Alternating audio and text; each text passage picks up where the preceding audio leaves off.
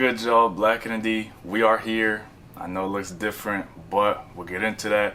As always, my name's Isaiah. I'm Tykiera. This is Black-atnd. So first off, we wanted to make this video as sort of like an update video because there's been a lot of stuff that's going on behind the scenes that we felt like was important for y'all to know or kind of hear about. You know, we've had a couple questions. Where's Black-atnd? Why haven't we been posting? Where we been at? Yeah. So that's pretty much the whole point of this video. So let's jump into it real quick.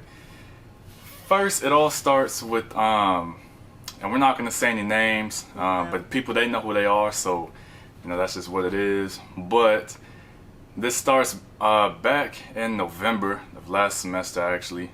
We knew that Derrick, our former producer and camera operator, we knew he was going to be studying abroad in London for this semester currently. And so because of that, we knew that we needed to get a temporary replacement. So he recommended somebody. I had heard some things about that person was not very reliable, but since Derrick recommended him, I thought I'd give him a chance, let him kind of test the waters, see what he can do. And so now we fast forward, we get to December, you know, a little bit, kind of reaching out, seeing what his schedule looks like, seeing what he can do, and didn't really get back to me or you. So then we go to January, and I reach out again, really officially, kind of see what his schedule's looking like, see what we can do, see what times he's free to meet up, so that we can kind of go through the schedule and kind of get a schedule made, so that we know what days we'll be filming, what days we'll be free, what times. And he's taking a little bit of time to respond. It was about at least a week per response it would take. But he was responding nonetheless. For sure. It was just taking a little bit longer than we would like. So by the time we finally got a firm answer, it was about like late January, like January 20 something, I think like the 26th or something like that. Yeah. And so we're like, all right, cool, we're gonna begin filming. So we had designated our first film day to be February 8th. And we had talked to someone from the studio that we record at, so that he could train this person that we wanted to have as our new producer. You know, he took time out of his day to come meet with our new person that we wanted to train. He was actually supposed to be with his kids, hanging out with his kids at the house. He had literally just picked them up and dropped them off just so he could come back here to train our new producer. And our new producer did not show up. So, you know, the time hits, we're like, okay, something's happened, maybe they're running a little late. Give it about 15 minutes. Nothing. Isaiah calls, straight to voicemail. Calls again, straight to voicemail. I call, same thing. Sends text messages, they're green. I don't know if the phone died or if we were blocked, but either way, there's no communication. Still waited an extra 15 minutes. By that time, we're 30 minutes after the scheduling time. Nothing. No showing up. So we did tell the guy who was like, you know, going to help our producer, that, you know, he's free to go, because at that point, there's no point in him staying because it was evident that the producer was not going to be showing up. So, yeah, that day we were supposed to schedule. We were supposed to have our first episode, and we couldn't do it. Well, I mean, we did record an episode, but and y'all will see it. It's just a single camera episode. It's not how we wanted it to go, but there's nothing we could do about it because old boy did not show up. Yeah. To this day, we still haven't, at least I haven't gotten an apology or any message from their behalf, but, you know, it is what it is. I ended up calling another friend who said yes immediately. And shout out Ethan Jones. Shout out Ethan Jones. That is a name we will say. Shout out Ethan Jones. And he has been coming through for us and been very helpful, so I really appreciate it. So then that kind of leads us to the next point. So that's kind of why it's taking a little bit for us to just like get our first episode done. We haven't released it yet, which is what we're going to get into now. Yeah. So as y'all know, as we've said in a few previous episodes, and by no means are we here to disrespect the studio. By no means are we here to kind of throw them in the dirt or spit on them. Emorja was the one who came to them whenever he had the idea for Black-atnd, and they were the ones that allowed it to be possible. So we are forever grateful for very grateful for it. Only problem is that whenever I took over the show in 2022 and it was me and Luzolo, we were having a lot of issues with the equipment. You'll notice that in some of our episodes, sometimes the cameras were not working, sometimes the monitors were not working, sometimes the mics were not working. And those issues became very apparent in the studio whenever Tykiera joined along. Not that you did anything, obviously, but for whatever reason, that's just when stuff kind of started going haywire, and we had a lot more issues with the equipment. And this was going on for the first season that you were on, as well as this past season. And y'all saw, you know, we had our Heat Check Studios episode where we had to pass back and forth the handheld mic. We had one camera or two cameras that were working. One camera was not working. The monitor was not working. None of the other mics were working. So Meech and Curtis had to pass back and forth the lapel mic. We had some other episodes where there was the same sort of issues, and it was getting to a point where it was very frustrating. And it was every episode, like every episode. There was always something that was going on, some stuff that was going on in the back. We had one time an episode literally just did not record, and Derek followed all the instructions down to a T that was given to him by someone from the studio, and the episode did not record. We lost all that footage, had to redo it, and it came out great, but it wasn't as good as the original footage. Or as, you know, And you know, stuff like that happens sometimes in film, but the amount of issues that we were having with the equipment was very frustrating, especially whenever we noticed that we were the ones being primarily affected by the equipment issues. We had, the studio was telling us, you know, everyone's being affected by the equipment issues, and we're not going to sit and deny that because we don't have proof that they were or were not being affected. Right. However, what we do know is that they were not being as affected, as severely affected as we were by the equipment. Constantly. Yeah, like the day that we recorded the Heat Check Studios episode, I went back, I looked at when we recorded it today, and I then went to another program who films the day after us, and I wanted to see, you know, were they having the same sort of issues, and obviously they were not. The problem was solved. Their equipment worked for them, and it worked for the people before us. Whenever it comes to us, the equipment doesn't work. And that was something that we noticed every time there was equipment issues. They would tell us, you know, it's affecting everyone.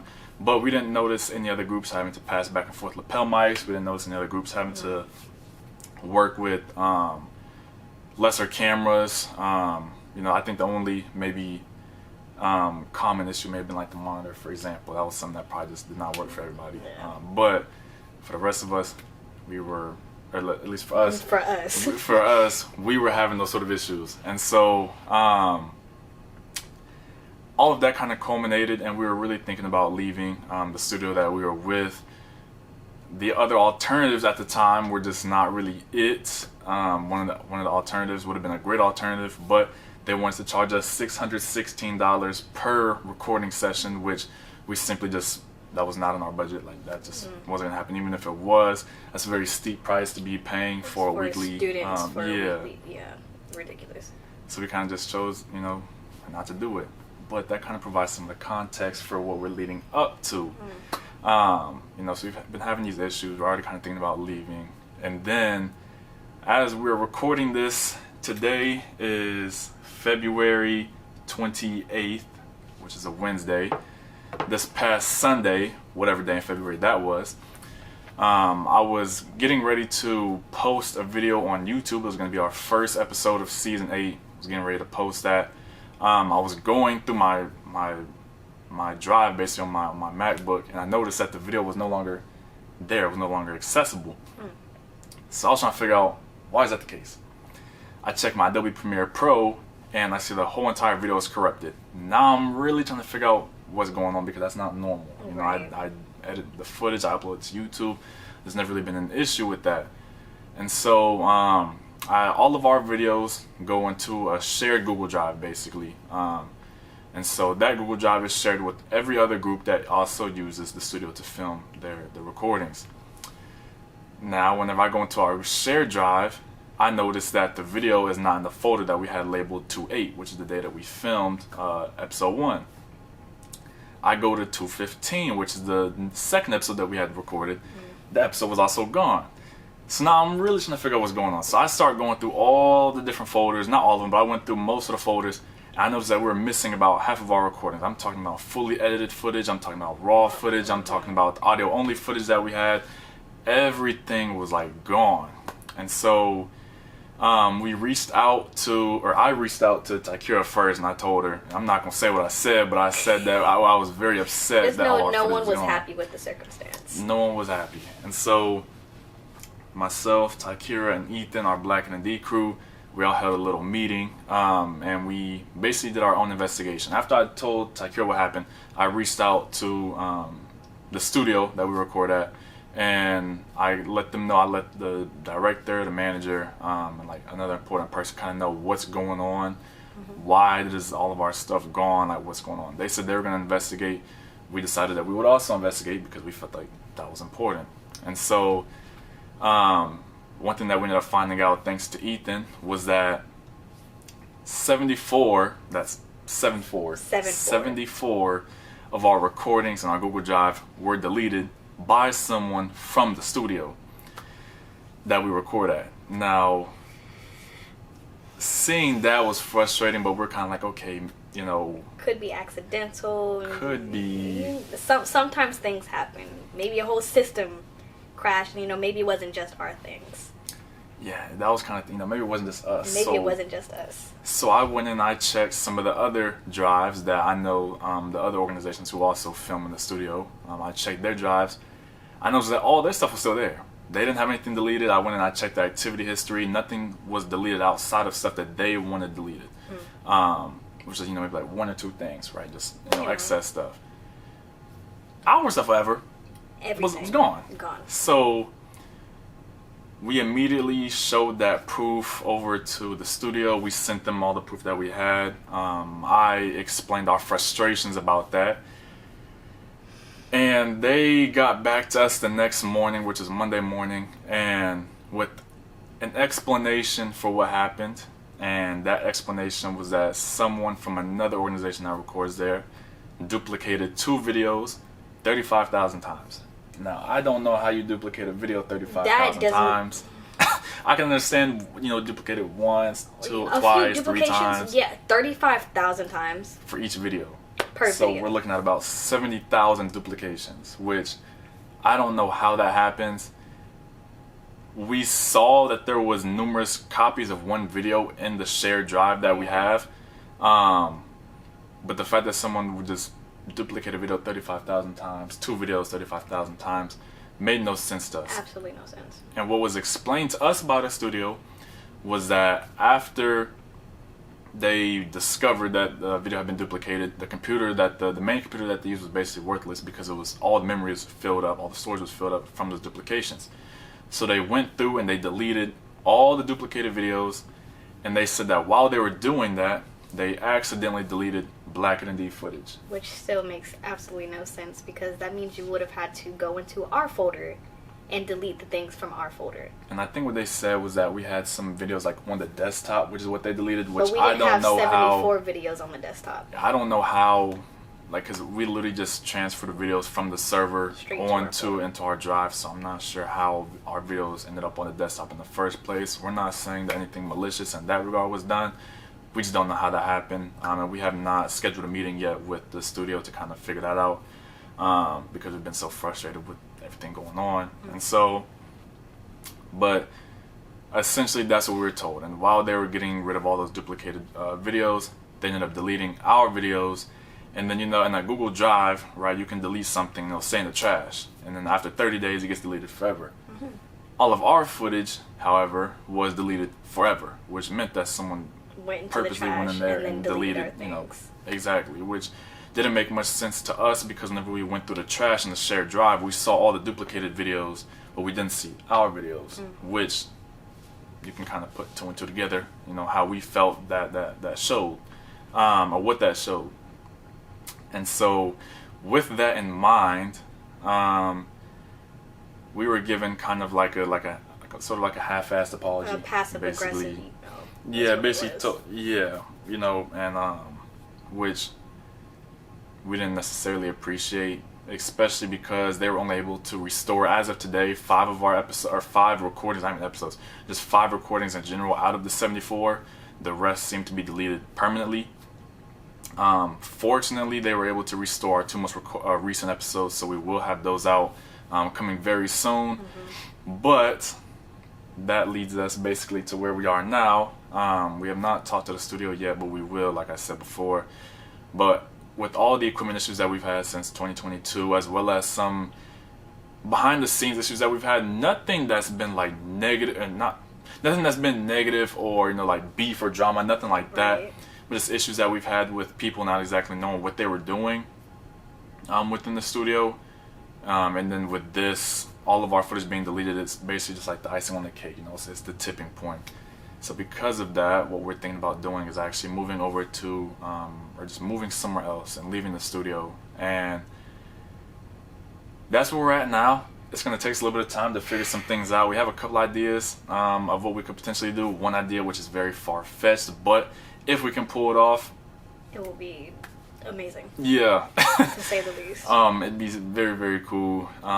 But yeah, we're trying to figure some things out. So if y'all don't see footage from Black-atnd for a little bit, we'll try and stay active on Instagram, just so y'all can kind of like know what's going on. Right. Maybe we'll, you know, figure out some other stuff to do in the meantime. But until we're able to find a space as well as recording equipment to basically make the episodes that we're used to making, it's gonna be a little dark. It's gonna be a little quiet from us on this side. Yeah, we won't have full-fledged videos, but maybe you'll get clips.